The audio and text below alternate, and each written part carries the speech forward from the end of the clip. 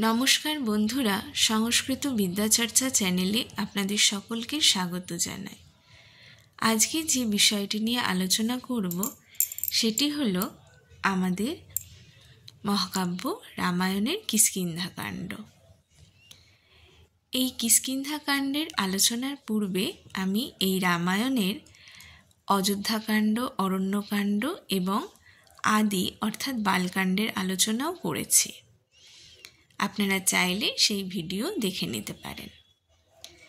কিষ্কিন্ধাকাণ্ডে যে আলোচনা, সেখানে বলা হচ্ছে এই কাণ্ডের পটভূমি কিষ্কিন্ধাতে। তারপর বলা হলো দণ্ডকবনে রাম লক্ষ্মণের সঙ্গে সুগ্রীবের অনুগামী হনুমানের সাক্ষাৎ।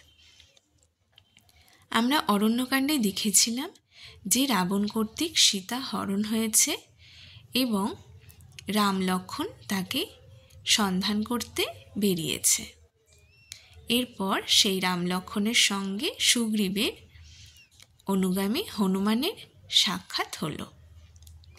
সুগ্রীব কে ছিলেন? সুগ্রীব ছিলেন একজন বানর। তিনি ছিলেন কিষ্কিন্ধার বানর রাজা বালির ছোট ভাই, এক নির্বাসিত রাজপদ প্রার্থী। অর্থাৎ কিষ্কিন্ধার বানররাজ বালি তাকে নির্বাসন দিয়েছিল। তারপর সীতা উদ্ধারে সুগ্রীবের প্রতিশ্রুতি। সুগ্রীব রামচন্দ্রকে সীতা উদ্ধারে সাহায্য করবে এ ব্যাপারে প্রতিশ্রুতি দিলেন। সুগ্রীবকে রাজ্য দিতে রামচন্দ্রের প্রতিজ্ঞা। এ বিষয়ে রামচন্দ্র প্রতিজ্ঞা করলেন যে তিনিও সুগ্রীবকে তার রাজ্য ফিরিয়ে দেবেন। তারপর বালিকে হত্যার জন্য রাম ও সুগ্রীবের পরিকল্পনা। অর্থাৎ রাম আর সুগ্রীব পরিকল্পনা করলেন যে বালিকে হত্যা করতে হবে। বালি সুগ্রীব যুদ্ধ ও রাম কর্তৃক বালি বধ। সুগ্রীবের রাজ্য লাভ। সুগ্রীব রাজ্য লাভ করলেন, অর্থাৎ কিষ্কিন্ধার রাজা হলেন বালির মৃত্যুর পর। এরপর সীতা অন্বেষণে পূর্ব, পশ্চিম, উত্তর ও দক্ষিণ দিকে বানর সৈন্য প্রেরণ। সীতাকে খোঁজার জন্য এই চতুর্দিকে বানর সৈন্যকে প্রেরণ করা হয়েছিল। দক্ষিণ বাদে সব দিক হতেই বানরগণের প্রত্যাবর্তন। অর্থাৎ দক্ষিণ দিক বাদে সব দিক থেকেই বানরগণ ফিরে আসলো। দক্ষিণ পাতালে বানরগণের প্রবেশ।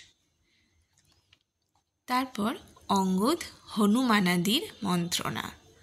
অঙ্গদ ছিল বালি অর্থাৎ কিষ্কিন্ধার যে রাজা, সেই বালি এবং তার পত্নী তারার সন্তান। সেই অঙ্গদের সহিত হনুমানাদির মন্ত্রণা হল। এরপর সম্পাতির মুখে সীতা সংবাদ ও সাগর উত্তীর্ণ হওয়ার উদ্যোগ। সম্পাতি ছিলেন প্রকৃতপক্ষে একটি ঈগল জাতীয় পাখি। অর্থাৎ রামায়ণে আমরা আরেকটি যে ঈগল জাতীয় পাখির কথা জেনেছি, যিনি ছিলেন জটায়ু, তার দাদা। এই সম্পাতির মুখ থেকে সীতা সংবাদের খবর তারা পেলেন এবং সাগর উত্তীর্ণ হবে এরূপ পরিকল্পনা তারা করলেন।